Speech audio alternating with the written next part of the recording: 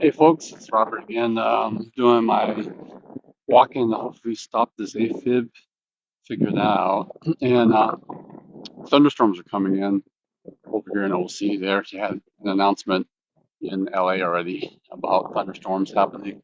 And I happened to be there. We went to celebrate our 20th anniversary, wedding anniversary, eating lunch with my wife's relatives in church. So it was cool. So got some food in. And the rest of the week, I'm going to try to eat a little healthier. Today wasn't as healthy. I did try to squeeze in some vegetables and fruits, but it's a buffet, so you try to eat some little junk sometimes. But anyways, today I want to talk about not only that I'm trying to figure out to walk off the safe fit for my heart, get the heart better. It doesn't hurt, get the steps in. But I want to talk about uh, I guess, I don't know if you call it cures or addressing the symptoms of AFib, atrial fibrillation.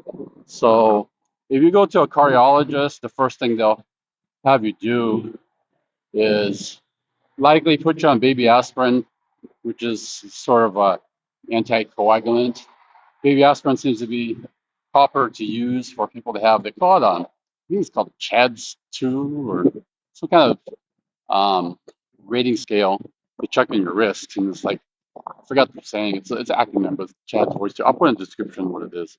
But I was like a zero rating, so my risk is not super high for a stroke. So baby aspirin is what they give for people like myself. Low dose aspirin, I think it's 81 milligrams.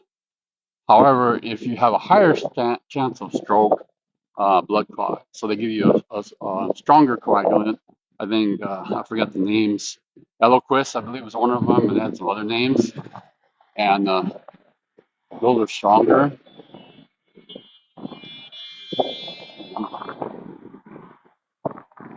Kids riding a bike, beeping. It's like one to go on the street. Anyways, uh, Eloquist is another anticoagulant, stronger.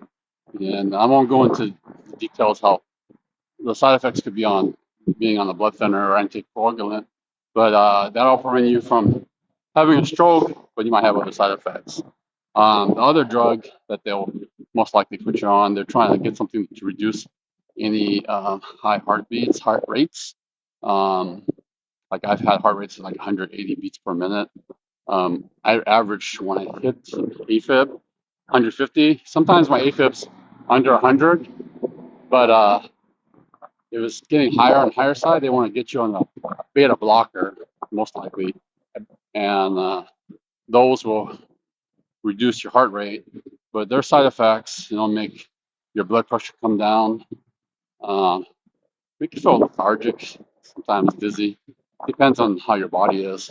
And I've had it, and several of them, and some of them made me feel weird, tingly, some weird stuff. I won't go into all the names, but I think Metropolol is pretty popular. Carvidilol, like a lot of laws. Uh, Sotalol is popular too. And there's another one called Imiodorin. They gave me that stuff. I don't want to go too much into it in this walking vlog, but stay away from that stuff if you can. That stuff's like, that one messed me up. That was a long story, but I'll talk about the next one. So the beta blocker, what that does, it helps reduce your heart rate, so you can get to an average heart rate or steady heart rate, 60 to 100 beats per minute. If you're above that, some people have like AFib 200 and even higher, which is crazy, like 300, which is like you better go ER. You can't stop that ASAP. But that's another thing. But it doesn't stop you from going into, or doesn't get you back in what they call it sinus rhythm or uh, sinus rhythm. So what that is, normal heartbeat when you're just not having your regular heartbeat, just when you're in AFib, you're having irregular heartbeats, so your heartbeat might go boom, boom, boom, boom, boom, boom, like that, skipping or something, versus boom, boom, boom, boom, which is a regular heart rate. So they want to give you, if you can't get back to sinus rhythm, um, I think it's called what is it? I forget what it's called, rhythm something. I'm sorry, I'm really tired today. But something is popular called flecainide. which is some people call it pill in the pocket. They'll take this when they feel that they got the AFib and they can't get out of it, and they gotta get that back into rhythm, sinus rhythm, and it's not doing it naturally. You take this stuff, this pill, and it's supposed to help do it, but sometimes they tell you that you take it regularly to fix it. So those are the overall drugs that they'll have you do to get you back into rhythm, normal rhythm. My AFib can go up to 150 beats per minute, like I said, or I've seen it just float around 80. So my average heart rate, like resting heart rate, is like 50 in the 50s. So it's kind of on the low side. But some people you're supposed to be higher, supposed to, on average. But anyways, I've had AFib at 80, 85, and um, it's not uncomfortable at all, obviously, but 150 is worse. You start getting really short of breath. So that's the medical or medicine way that they give for AFib, right? For to knock down your AFib. Now, there's a surgical way, if you haven't heard of it, or you might have heard of it. It's called a catheter ablation. So what they do is they usually try either through your throat, your vein in your throat, or chest, or usually your groin area, which is the most common. They stick a catheter, like a tube, coming up there to your heart to get inside your heart. And inside our heart is four sections of our heart, two atriums and the two ventricles on the bottom. And what happens is that they go out of rhythm. That's the reason why they call it atrial fibrillation, because our atrium's all wacky, the top part.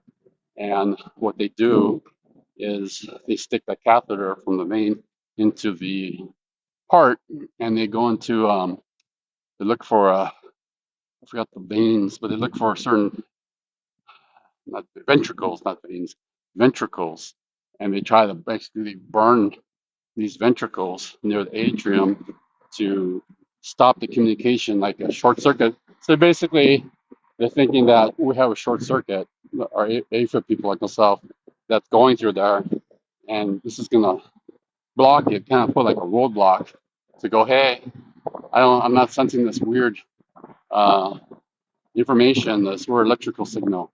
So we're kind of blocking. You're literally scarring this thing, and they're scarring it by either cryo, which is cold, or RF, radio frequency, which is heat. The other thing that just came out officially through FDA for US, they were doing in Europe, was they call it pulse field ablation. So I forgot what source that is, but it's not either heat or cold, but it's a burn, but it's a very sharp, or not sharp, focused burn. So you're not going to have issues with surrounding nerves or tissue. It only kind of specifically hits that. Of course, there's some complications to that, but not as much as the other two. Now they're saying that the complications are 1%. One, there's a chance you could die, which is anytime. Other things, you could have esophagus issues. We're talking about the cryo and the RF ablations. Um, I think other types of complications with nerves, things like that. So there are some possibles that can happen, unfortunately, but it's very minimal. These cardiologists or electrophysiologists, which is a specialist for the heart, for the rhythm, will tell you that's a very low chance. But like anything, there's always a chance, bad luck. So success rate. So success rate of medicine, you can start to have a tolerance for your medicine, right? Just like anything. And it could be fine for the rest of your life, or it might not work. It depends on the drugs. Everything has a side effect, everything has a success rate percentage. So it could work for you. The rest of your life, you might be cool with it. Doesn't bother you to take the medicine. Uh, cool. 50% chance it'll work great or not. Ablations are, I think, I think they tested within a year's time, they could come back. It treats the symptoms, it doesn't cure it. So these aren't cures, these are things that treat the symptoms. And they're saying 60 to 80% success rate. I mean, some people 20%, in less than a year, they'll have to have a second ablation. And I've seen some posts that have multiple ablations. But they say the second ablation will give a higher chance of not coming back for I don't know how many years. Could be 2 years, could be 5 years, could be 10 years, could be the rest of your life. It's not a if, It's more of a when, but hopefully it's a long when. So those are the two methodologies, and the more research I put in, the more they're focusing on the ablations. They used to do the medicine, but they're trying to say that the first level are ablations now. And some people might say it's about money or whatever, but with the post field ablations, PFA, I believe it's called, they're faster. So the other ablations, they take several hours, but this one can take an hour, I don't know, an hour and a half, 2 hours, a lot quicker time. And like I said, it's a more accurate burn. So it makes me a little bit more confident to do that one since it's not messing with other nerves as likely. I've had problems with my nerves that I'll talk about in the future videos. But yeah, so that's what I'm thinking. So I don't know. Uh, I don't know if it's a cure, but hopefully you can address it is exercise. That's what I'm doing. Exercise. I'm not super overweight, but hey, I've still got a little chunky belly. So hopefully I knock that down. What else? You gotta eat better. Since I don't have a gallbladder, I cut down on like fatty foods because those really mess up my gut health. So I'm trying to eat a little healthier. Actually, besides today, like I said, for anniversary, I'm gonna try to eat healthier. Pretty bland recently and see how I feel. Because I've had some gut issues as well, and that can affect the nerves and that can trigger. I think it has. So I'll check it and I'll let you guys know how that goes. But yeah, that's unfortunately the ways to address AFib right now. So I hope you guys, I don't know if you guys had an ablation or a medication or anything. Post below. Post below, give me some input. What you guys, has it worked for you, things like that. So we can share our information and go from there. So thanks for watching. Good health to all you folks listening. Thanks for coming to the channel. Appreciate it. Peace out.